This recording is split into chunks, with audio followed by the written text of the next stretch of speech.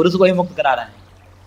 लेकिन अब बात है यहाँ पर, यत्तु चित्तस्यैव बंध मोक्षौ न पुरुषस्येति श्रुति स्मृतिषु गीयते तत्प्रतिबिंब रूप दुख योग रूपम पारमार्थिकम बंधम आदाय बोध्यम।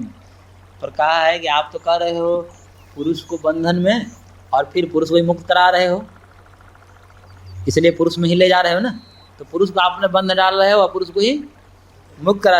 लेकिन कई श्रुतियों और स्मृतियों में पुरुष को बंधन नहीं कहा गया, वो कहते हैं चित्त का ही बंधन है। वो है ना मंत्र है, मन एव मनुष्याणाम कारणम बंध मोक्षयो हो, मन ही मनुष्य का बंधन और मोक्ष दोनों कारण है। यानी कि मन का ही बंधन होता है, मन का ही मोक्ष होता है। और सांख्य कारिका ने तो स्पष्ट ही कारिका ने कह दिया कि तस्मा न बध्यते अद्धा न मुच्यते नापि संसरति कश्चित्। है संसरति पुरुषः संसरति बध्यते मुच्यते च नाना आश्रया प्रकृति ही। प्रकृति क्या कह रहे हैं कि इसलिए बंधन जो है और मुक्ति और संसरण, ये तीन चीजें, बंधन मुक्ति और संसरण। संसरण मतलब गत्यागति, एक शरीर को छोड़ना दूसरे शरीर को प्राप्त करना। ये संसरण जो गत्यागति है ये पुरुष का नहीं होता, और नहीं पुरुष का बंधन होता है, और नहीं पुरुष मुक्त होता है। तो फिर किसको बंधन होता है? तो सांख्य कारिकाकार ने कहा बध्यते मुच्यते च नाना आश्रया प्रकृति।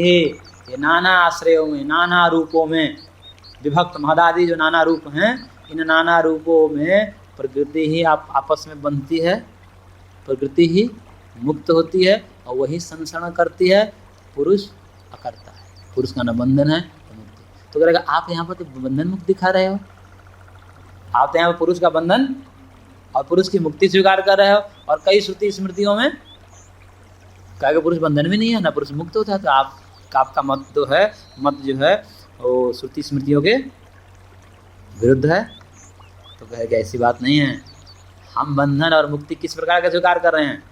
तो कह रहे कि जो चित्त का ही बंधन और मोक्ष श्रुति स्मृति में कहा गया है, वास्तविक बंधन मोक्ष के विषय में कहा गया है। वास्तविक रूप में, पारमार्थिक रूप में तो बंधन और मोक्ष तो चित्त का ही होता है, लेकिन हम बंधन और मोक्ष पुरुष को दिखा रहे हैं, वह पारमार्थिक रूप से नहीं, व्यवहारिक भी नहीं,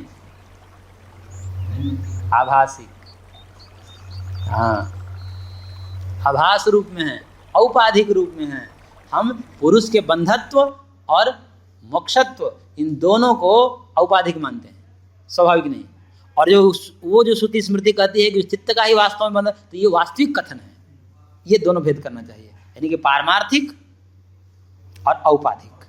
इस भेद से हमारा पुरुष का बंधन और मोक्ष कैसा है?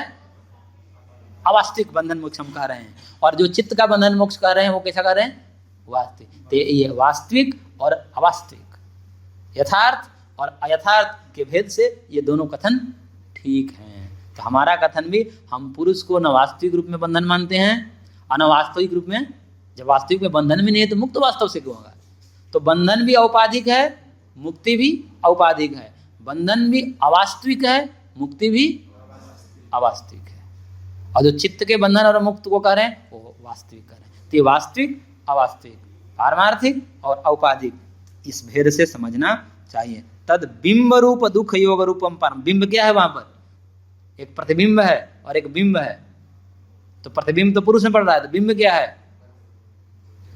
चित्त ही तो बिंब है। चित्त बिंब हो गया ना, बिंब का ही तो प्रतिबिंब होता है। तो बिंब रूप दुख योग, बिंब रूप दुख योग रूपम पारमार्थिकम बंधम आदाय बुद्ध्यम।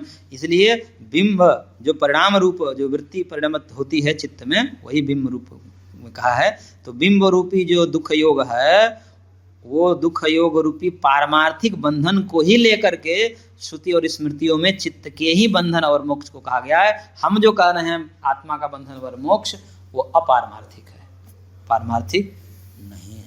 लेकिन ये अपारमार्थिक इतनी गहरा है कि लगता वास्तविक जैसा है अवास्तविक, आभासिक, लेकिन लगता कैसे है? वास्तव में। क्योंकि लंबे समय से पढ़ा है ना, लंबे समय से पढ़े होने के कारण। तो यहाँ तक पूरा